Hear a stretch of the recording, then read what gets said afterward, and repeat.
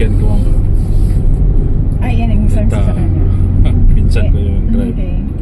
Kaya pala sabi mo, kasunod tayo kanina. Yun na nagtatawagin. Ano po yung nararad na? Hindi, ang driver. May guest lang iba.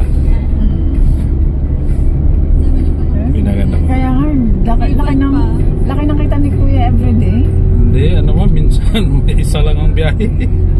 At least hindi nasisigaw. At least naman dyan. Pag mahina, may tricycle man din ako.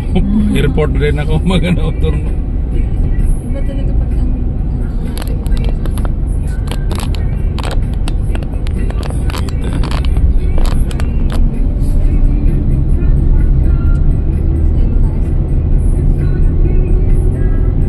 Bago ko ito napalit, 200,000 lang. Kasi may Vios ako, 2010 model. Binibinta ko kasi 2010 na, hindi na kaya araw-araw magtakbo. Takbo. Kasi 2010. Ito 2016. Ayun. Binta ko ng 240, bili ko ng 200, maganda pa. Kaya, 2016.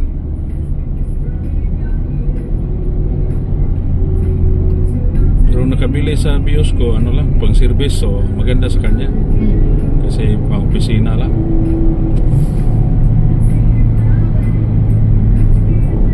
automatic po yan. Manual. Kasi ayun, pag tortor ko, manual kasi medyo tipid-tipid sa Okay. gasolina. Maganda sa automatic kung self drive.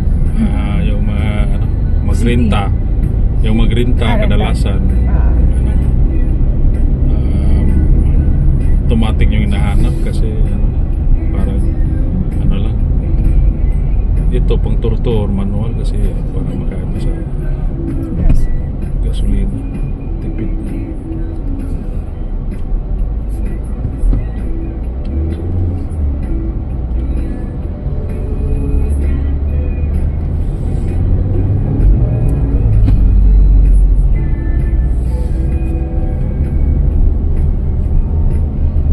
Nagagamit po ba ang Baclayan Church?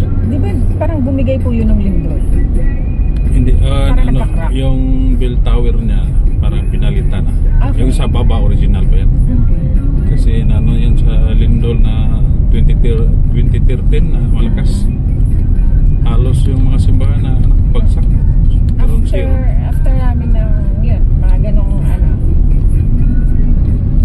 Oh, bago maglindol, nakapunta pa ako. nakapunta kayo? Tagal na din.